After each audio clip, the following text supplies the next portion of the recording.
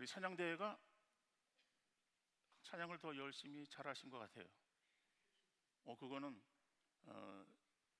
제가 우리 찬양대를 보면서 측면에서 바라보는 것이 아니라 거의 정면에서 이렇게 바라보면서 찬양 소리 함께 이렇게 또 동참하다 보니까는 굉장히 은혜스럽고, 그리고 정말 천사들의 합창처럼 귀한 어떤 찬양 또 감사합니다. 여러분들, 제가 앉아서 얘기하니까 굉장히 낯설죠? 새롭고 좀 이상하기도 하고, 사실 저도 제 스스로가 또 굉장히 낯섭니다.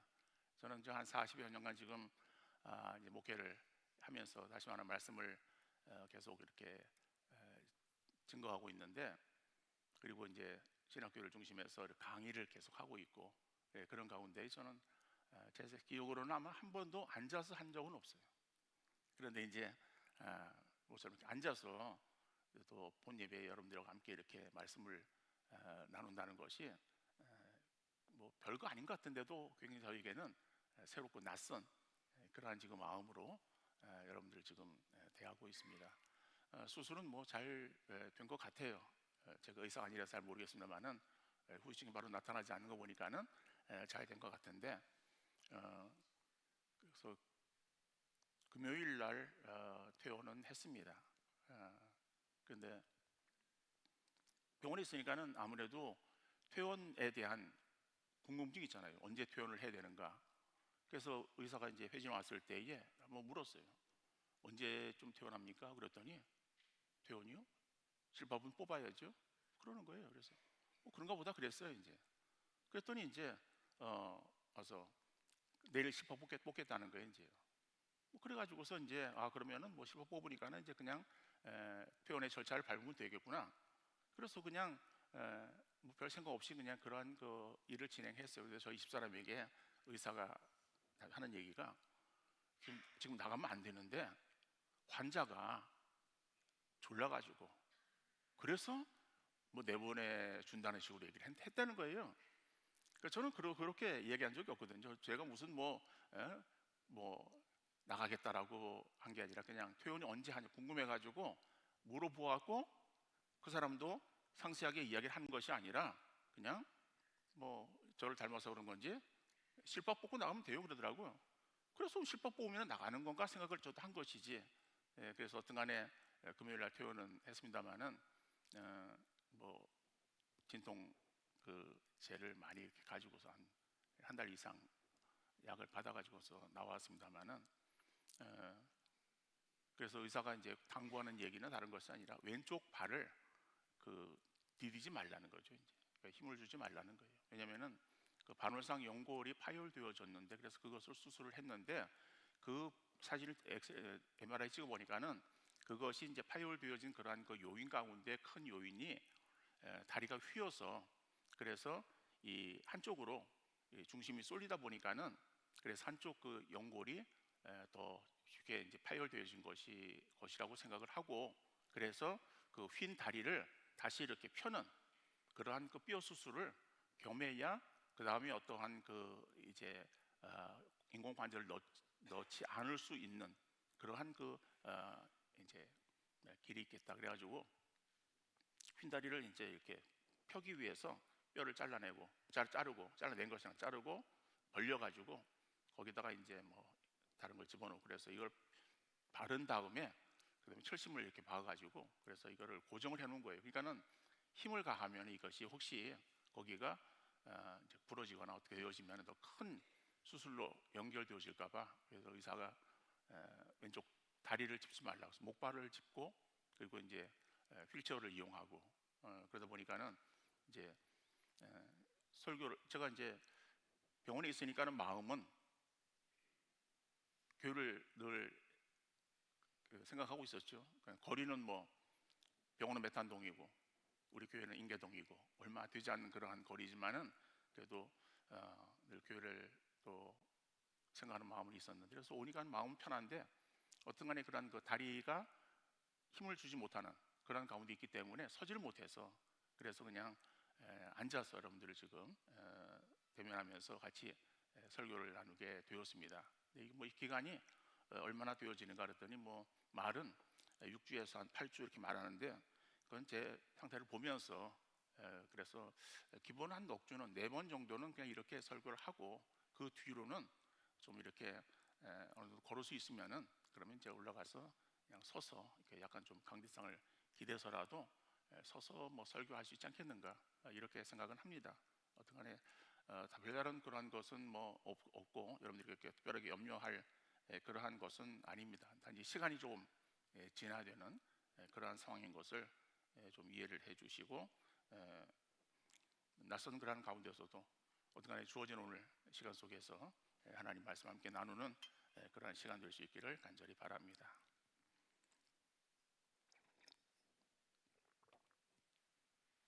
올 여름에 장마는 좀 이상하죠?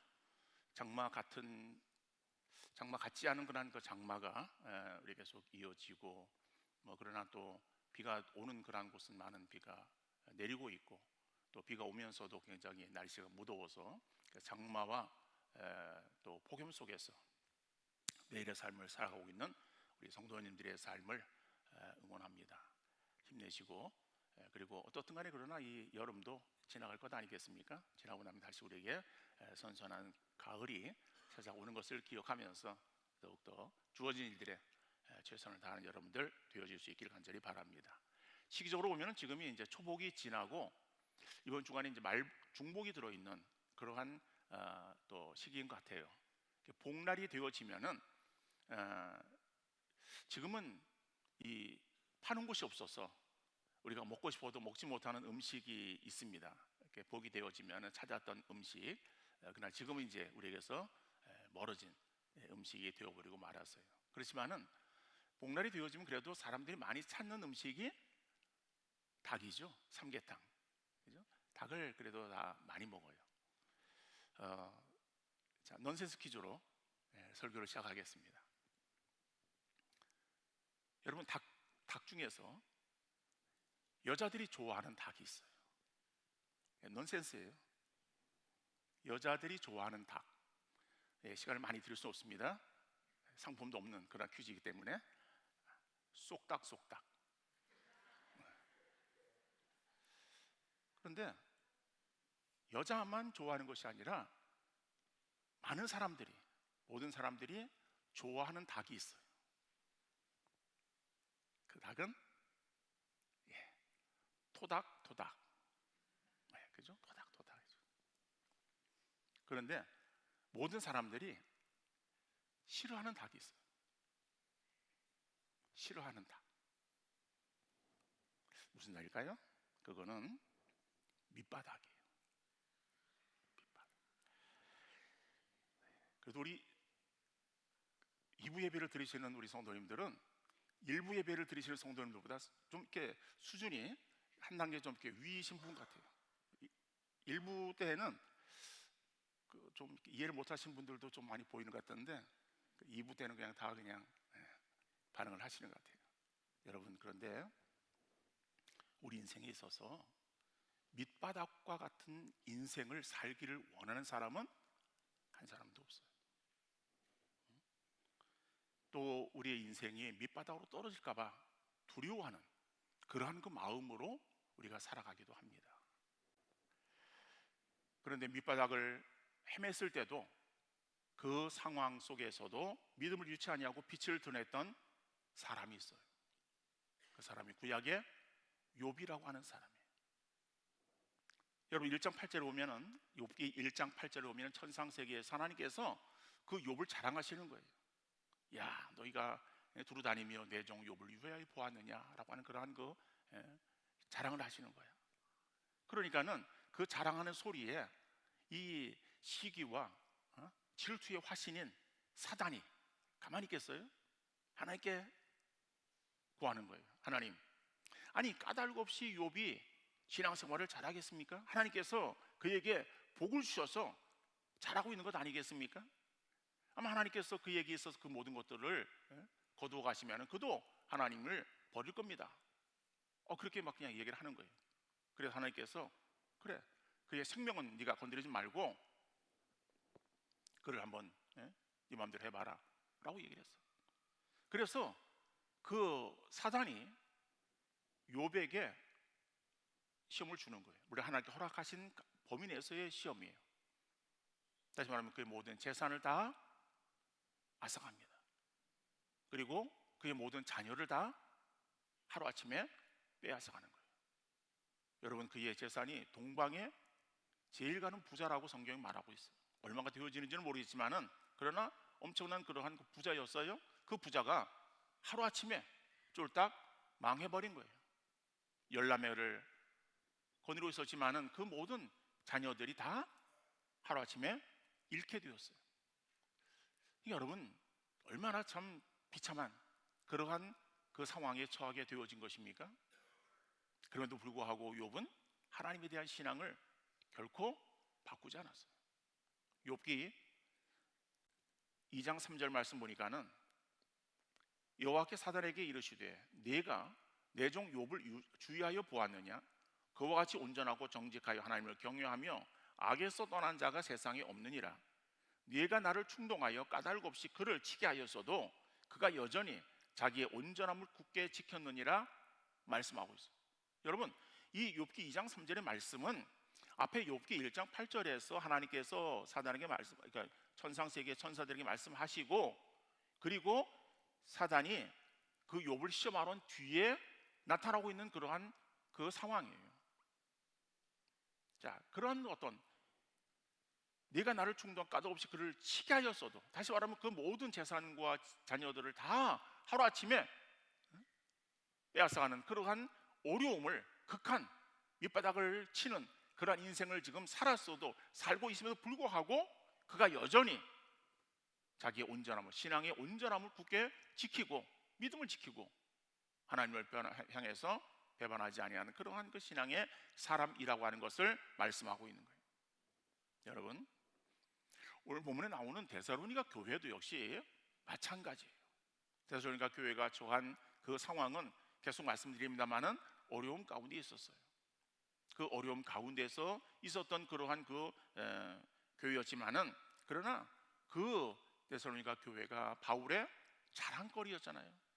그래서 사도행전 1장 8절 우리 이미 살펴보았습니다만은 그 본문을 보면은 주의 말씀이 너희에게로부터 마게도냐와 아가야에만 들릴 뿐 아니라 하나님을 향하는 너희 믿음의 소문이 각처에 퍼졌으므로 우리는 아무 말도 할 것이 없노라.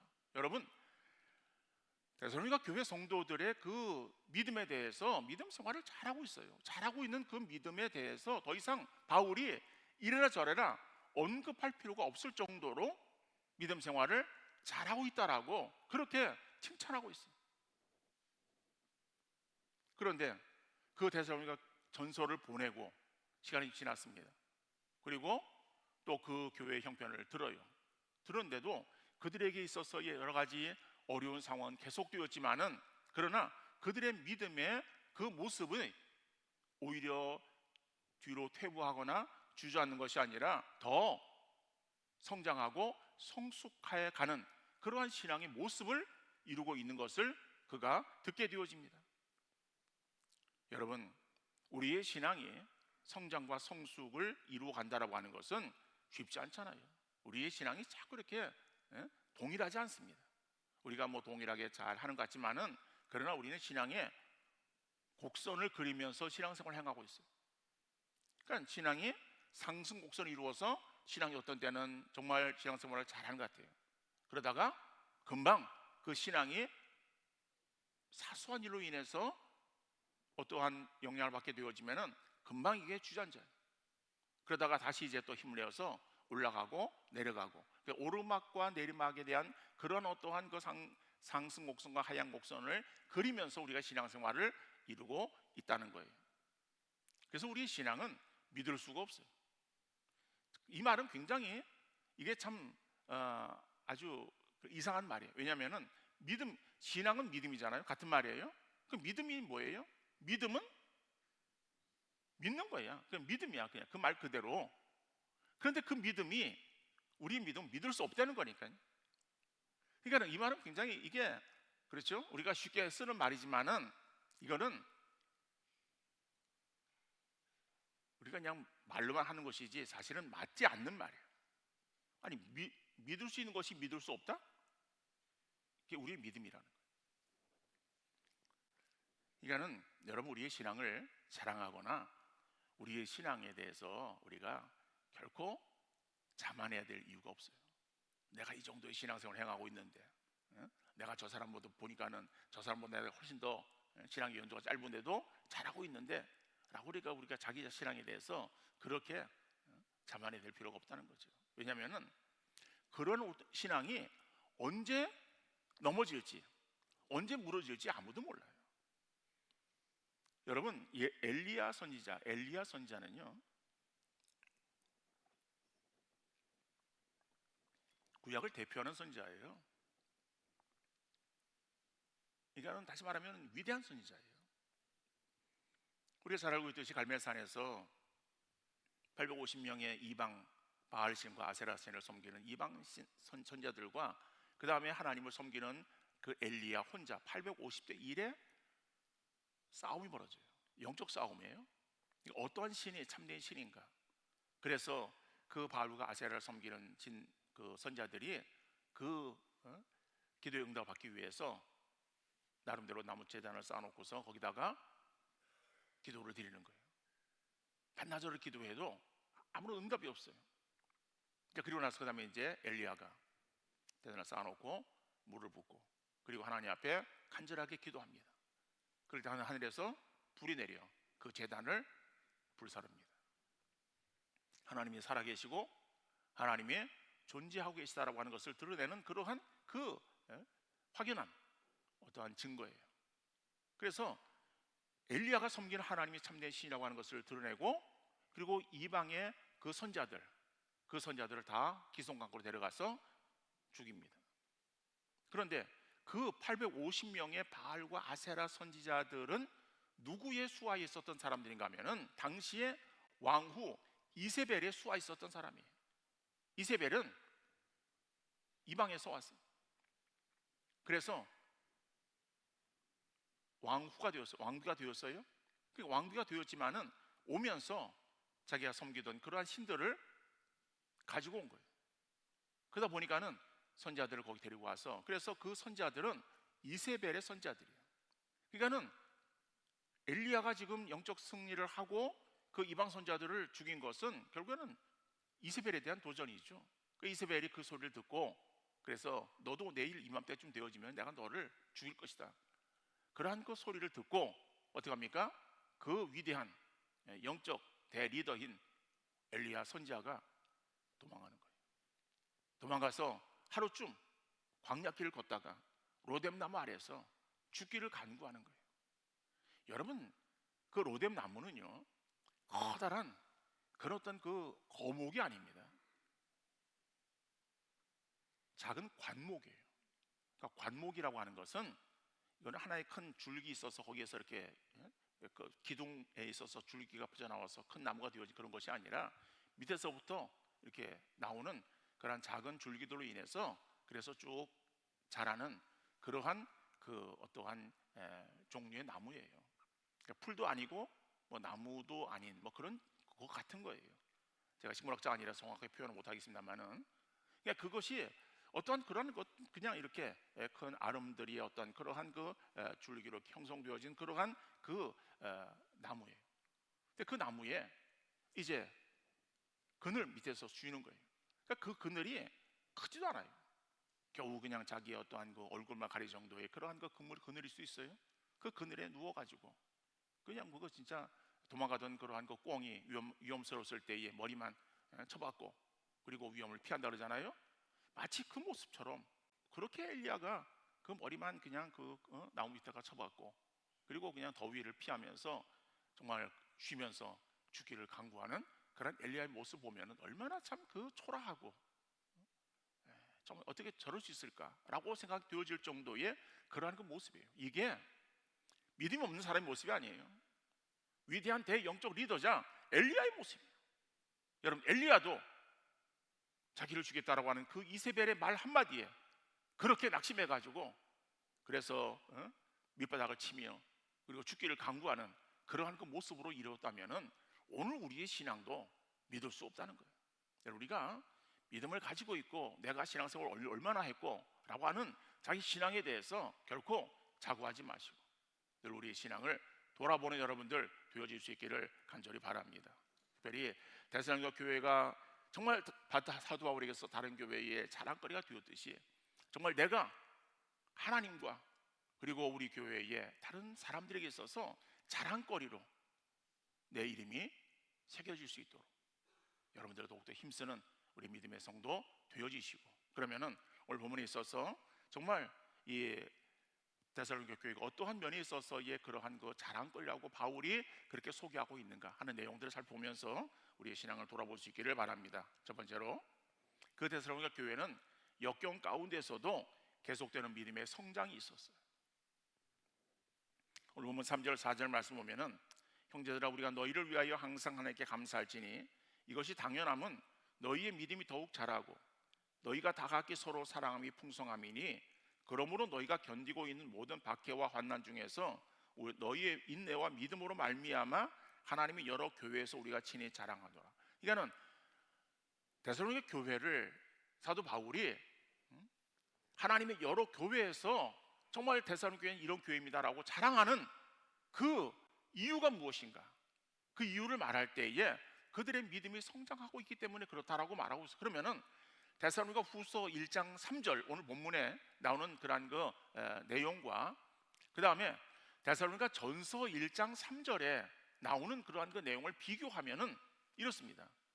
데살로니가 전서 1장에서는 그들의 믿음을 소개할 때 어떻게 말하는가 하면은 믿음의 역사와 그 다음에 사랑의 수고와 소망의 인내를 내가 안다라고 말합니다. 그러니까는 그 데살로니가 전서에서 말할 때는 단지 믿음, 사랑, 소망을 말하는 거예요. 그런데 그 믿음, 사랑, 소망이 그냥 단순하게 그냥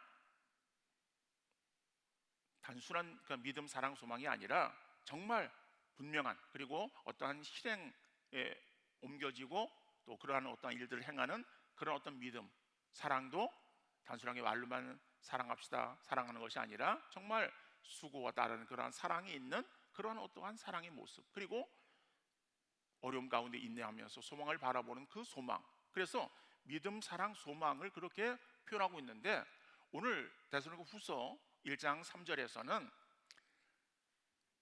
너희의 믿음이 더욱 자라고 그랬어요. 그러니까 너희의 믿음이라고 하는 것은 1장 그러니까 데살로니가 전서에서 말하고 있는 믿음의 역사를 의미한다고 볼 수 있어요. 근데 그 믿음의 역사가 온전한 믿음인데 그 믿음이 그냥 그대로 정체되어 있는 것이 아니라 믿음이 뭐예요? 더욱 자라고 그 다음에 너희가 다 각기 서로 사랑함이 풍성하며. 근데 그 사랑의 수고가 있었다라고 말하는데 그 사랑의 수고가 데살로니가 후서에서는 어떻게 말하고 있습니까? 그 다 각기 서로 사랑함이 풍성하다는 거예요. 그리고 너희가 견디고 있는 모든 박해 환난 중에서 너희의 인내와 믿음으로 말미암아라고 하는. 그러니까는 그 어려움 속에서 계속 어려움이 주어지지만은 그 박해 가운데서도 거기에 굴하지 아니하고 더욱더 인내하며 지금 신앙생활을 잘하고 있는 그 데살로니가 교회 성도들의 모습들을 말하고 있는 것을 보게 되어집니다. 여러분, 데살로니가 교회 성도들의 믿음이 성장하고 믿음이 자라고 있다라고 하는 그 사실은 정말 바울에게 있어서의 참된 기쁨이었고 그리고 마음의 감격스러움이 찾아오는 그러한 즐거움이었다는 거예요. 여러분 마치 여러분의 자녀들, 어린 자녀들 뭐 다 장성해서 이제는 그렇지만은 자녀들이 어렸을 때에 이제 성장해 나가잖아요. 그 성장하는 아이들, 여러분들이 뭐 손주라든지 어린 아이들을 이렇게 보면은요, 그 아이들이 이렇게 키가 쑥쑥 자라는 그런 그 모습 보면 어떻습니까? 대견하잖아요. 그렇죠? 다른 사람이 볼 때는 별거 아니에요. 그런데 그 부모가 바라보고 또 조부모가 바라볼 때는 어휴, 제가 벌써 저렇게 컸네. 아유, 벌써 좀 한 달 만에 저렇게 컸어? 이런 식으로 그 키가 커가고 자라는 그런 그 모습에 기쁨을 느끼는 거예요. 그래서 그것을 다른 사람에게 자랑하는 거예요. 야, 우리 애가 이번 달에 뭐 방학을 지났는데 뭐 10cm를 컸다는 둥, 몇 cm를 컸다는 둥, 이런 식으로 굉장히 자랑스러워 하지 않겠습니까? 바울도 같은 심정이었어요. 이러한 이 데살로니가 교회 성도들의 그런 어떠한 그 신앙의 성장, 그러니까 신앙은 정체되어서는 안 되는 것이고 성장과 성숙을 이루어 가야 되는 거예요. 그러니까는 여러분 정체돼 그냥 뭐 그 자리에 서 있다라고 하는 그것은 그냥 중간을 지키는 것이 아니라 자꾸 퇴보해 가는 것을 말하는 거예요. 그러니까는 우리의 신앙은 정체되어 있는 것이 아니라 항상 우리가 앞으로 나아가야 된다. 여러분 자전거를 타시는 분들도 계시고 그렇지 못한 분도 계시는데 자전거를 타면 어때요? 뭐 자전거를 잘 타시는 분들은 뭐 상관없습니다만은 일반적인 사람들, 잘 못하는 사람들은 자전거의 페달을 디뎌서 그 자전거를 이렇게 이제 가지 않습니까? 가다가 자전거 서요. 서면 어떻습니까? 물론 잘하는 사람들은 거기서 서가지고도 중심 잡아가지고 거기서 그냥 서 있을 수 있어. 그렇지만 일반적인 사람들은 가다가 서 있으면 어떻게 돼요? 그러면은 서 있는 게 아니라 넘어지는 거예요. 우리의 신앙도 정체되어 있다는 것은요 그대로 있는 것이 아니라 그거는 주저앉아 버린 상태라고 하는 것을 여러분 잊지 마시고, 그래서 우리의 신앙은 계속 성장과 성숙을 이루어갈 때에 우리가 살아 역사하는 그런 믿음의 사람이 되어지는 줄 믿습니다. 그런데 그 믿음의 성장과 성숙은 사람마다 교회마다 달라요. 그러니까 데살로니가 교회는 바울에게 있어서 아주 자랑스러운 그런 교회였어요. 그러면은 바울이 세운 그러한 교회, 뭐 바울이 지금 편지하고 있는 그러한 교회들, 이런 교회들은 다 그러면은 이 데살로니가 교회처럼 그렇게 믿음에 충만한 그러한 교회였는가 하면 그것은 아니에요. 갈라디아 교회는요 아주 굉장히 믿음의 성장도 더디었고 그리고 흔들리는 그런 교회였어요. 그 갈라디아 그 교회는 복음으로 세워졌어요. 다시 말하면 예수 그리스도를 믿음으로 인해서 구원함을 얻는 그러한 그 복음 위에 세워진 교회예요. 그런데 그 교회에 어떤 사람이 들어갔는가 하면은 유대주의자들이 들어왔어요. 유대교인들이에요. 유대교인들이 들어와서 그 갈라디아 교회 성도들을 현혹시키는 거예요. 마치 오늘날 기성교회에, 우리 교회에 신천지가 들어와서, 그래서 가만히 들어온 그 사람들은 자기 정체를 드러내지 않습니다. 가만히 들어와서 그냥 등록하고 신앙생활을 이렇게 행하는 거예요. 그러면서 옆에 있는 그런 사람들을 이제는 대상들을 선정해가지고 보습하는 거예요. 교회에 대해서 좋지 않은 그러한 그 이야기들을 행하면서, 그러면서 자꾸 그 사람들의 마음을 흔드는 거예요. 그러면서 자기 편으로 만드는 거예요. 여러분 결국 그래서 교회가 무너지는 거예요. 그러니까는 갈라디아 교회에 있어서의 유대주의자들이라고 하는 것은 바로 그런 의미의 사람들이다라고 보면 되는 거예요. 유대주의자 들어와가지고 교인들이 그러는 거예요. 당신 어떻게 구원받았어? 예수 그리스도를 믿음으로 구원받았지. 그럼 당신의 죄가 얼마나 이렇게 큰데 겨우 그 예수님을 믿는다고 해가지고서 당신의 죄가 다 구원받을 수 있어? 씻음 받을 수 있어? 예수를 믿어야 되지만은 또 더 나가서 율법을 다 지켜야 돼. 그래야 구원함을 얻을 수 있어. 이렇게 막 현혹시키는 거예요. 그러니까 거기에 갈라디아 교회가 흔들리는 거예요. 그러니까 구원을 잃을 그러한 지경에 막 처했다라고 하는 소리를 들은 바울이 급히 편지를 써서 그 교회에 보냅니다.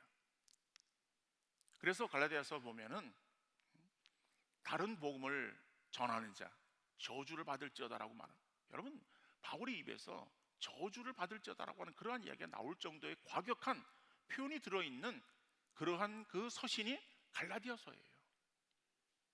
더 나아가서 내가 너희를 위해서 수고하는 그러한 그 수고가 헛되지 않도록 하기 위해서 너희를 위해서 해산의 수고를 행한다라고 그렇게 말하기도 하고 있어요. 갈라디아서 4장 19절 말씀 보면은 나의 자녀들아 너희 속에 그리스도의 형상을 이루기까지 다시 너희를 위하여 해산하는 수고를 하노니.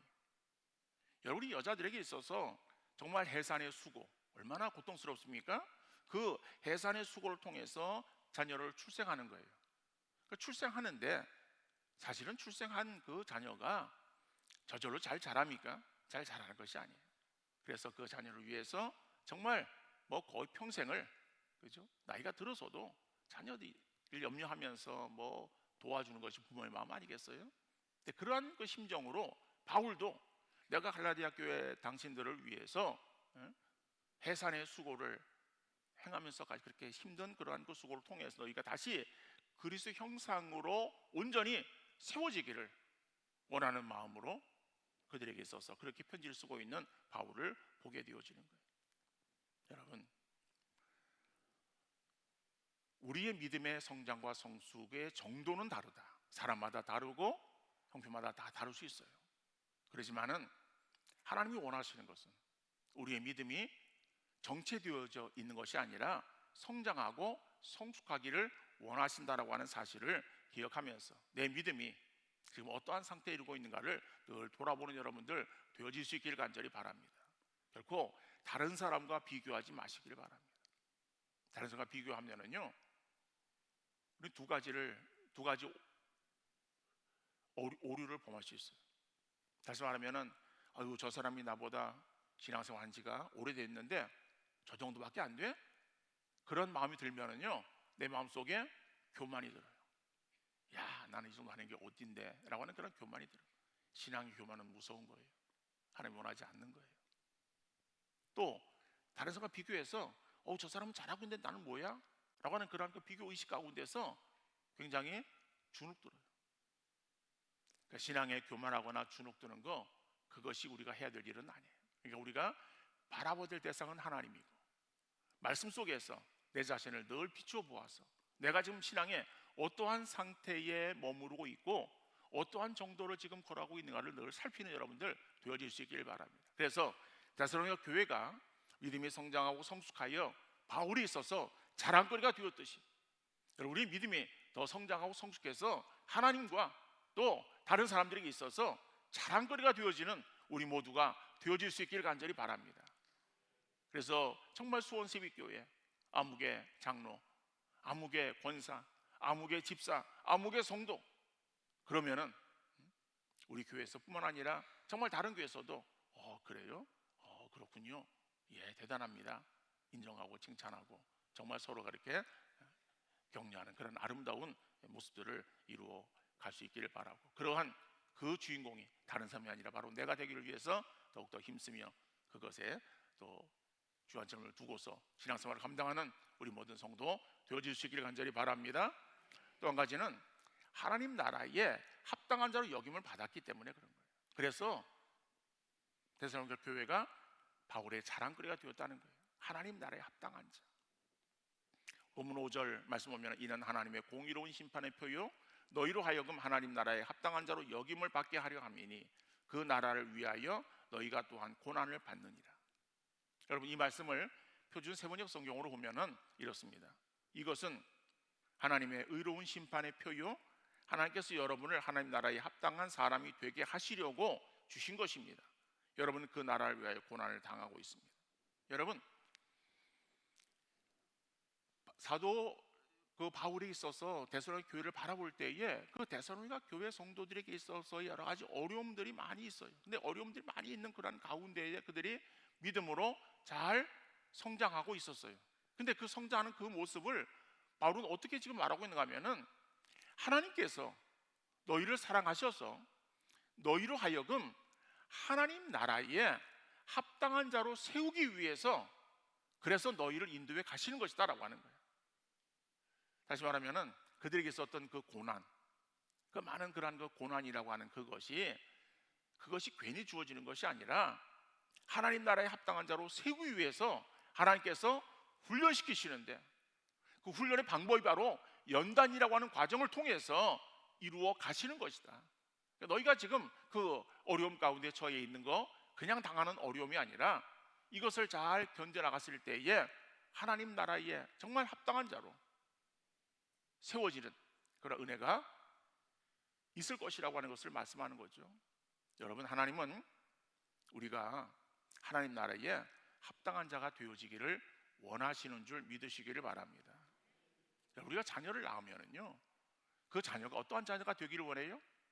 그냥 무의도식하고 다른 사람에게 있어서 피해만 주고 손해만 끼치고 그냥 뭐 있으나 마나한 그런 어떤 그 무가치한 존재로 생을 살기를 원하는 것이 아니라 정말 주어지는 삶 속에서 다른 사람에게 유익을 주고 기쁨을 주고 즐거움을 주고 정말 그 다른 사람들에게 있어서의 칭찬을 받으며 살아가는 그러한 사람이 되어지기를 원하는 것이 우리 부모의 마음 아니겠어요?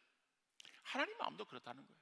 택한 하나님의 자녀들이 그냥 구원받기는 받았는데 하나님 은혜로 구원받았는데 구원받은 그냥 상태로 그냥 대충 그냥 살아가면서 그래서 다른 사람들에게 손가락질을 받고 그냥 뭐 있으라 만한 그런 존재로 적당하게 신앙생활 행하며 지내는 것이 아니라 정말 우리가 하나님 나라에 합당한 그러한 그 믿음의 사람으로 온전히 우리가 세워지는 것, 이것이 하나님께서 원하시는 그러한 믿음의 사람의 모습이라고 하는 것을 여러분들 기억하시고, 그러기 위해서는 계속해서 우리에게 있어서 이러한 어떠한 연단을 감당하는 여러분들 되어질 수 있기를 간절히 바랍니다.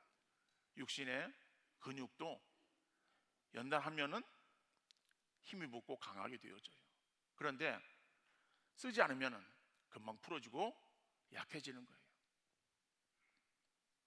그래서 제가 지금 목발을 짚고 휠체어를 타는 그런 일들에 있어서 어떤 분들은 걱정을 해요. 목사님, 그러면은 금방 살이 빠질 텐데요. 뭐 살이 빠지겠죠. 그 안 빠지는 거는 뭐 제가 무슨 인간이 아닙니까? 그래도 이제 그런 나면은 그 뒤에 다시 또 뭐 운동을 하면서 다시 그걸 보충을 해야 되는 뭐 그런 일들이 있겠죠. 있어야 되겠죠. 우리가 뭐 그래 마찬가지예요. 그러니까 우리의 근육이 금방 안 쓰면은 풀어지고 빠지듯이 영적 근육도 마찬가지라. 그러니까는 하나님께서 우리를 계속해서 환난이나 핍박을 우리에게 주시는 것은 그것을 우리를 아래로 떨어뜨리기 위함이 아니라 더욱 세우기 위함이라는 것을 우리가 늘 기억하시고 환난 나갈 때에 여러분 인내하시는 우리 성도님들 되어질 수 있기를 간절히 바랍니다. 여러분, 그 과수용사를 지을 때에 어느 땅을 선호하는가 하면은 고지대를 선호해요. 여러분, 배추가 어디 배추가 맛있습니까? 그렇죠? 고랭지 배추가 맛있어요. 고랭지 배추가 뭐 어느 지역 그보다도 어떻든 간에 고랭지 배추라는 것은 기온차가 심하다는 거 아니에요? 그러면 어떻든 간에 그 배추가 맛이 있다라고 말을 해요. 과일도 마찬가지잖아요. 이 기온차가 심한 그러한 곳에서의 자란 그러한 그 과일들이 맛이 있는 거예요. 여러분, 더운 바람과 찬바람 그것이 계속해서 불고 그다음에 그런 어떤 기온차가 있을 때에 그것이 열매에게는 쉽지 않은 그러한 그 시간들일지 모르겠지만은 결국 그것은 사람들에게 기쁨을 주는 그런 것이 될 수 있다. 우리 신앙의 열매도 마찬가지예요. 신앙의 열매가 아름답게 잘 맺히기 위해서는 이 평안과 그 다음에 어떠한 환란이 겸해서 우리에게 주어져야 된다는 것을 여러분 잊지 마시길 바랍니다. 우리는 육신적으로는 편한 그 상태만을 원해요.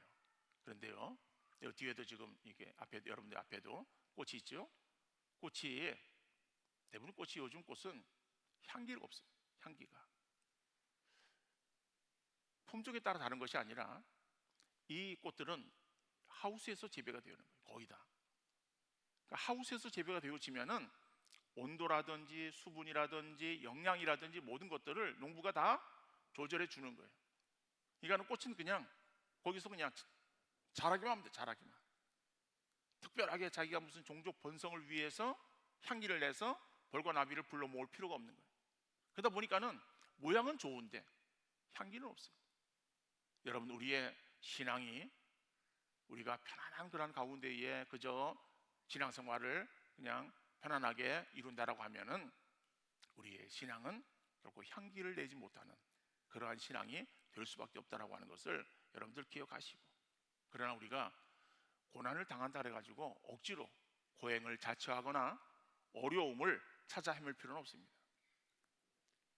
그러나 어려움이 주어질 때에 단순하게 그것을 피하려고 하는 생각에 상황만을 바라보며 원망과 불평으로 주저앉아서는 안 되는 거예요.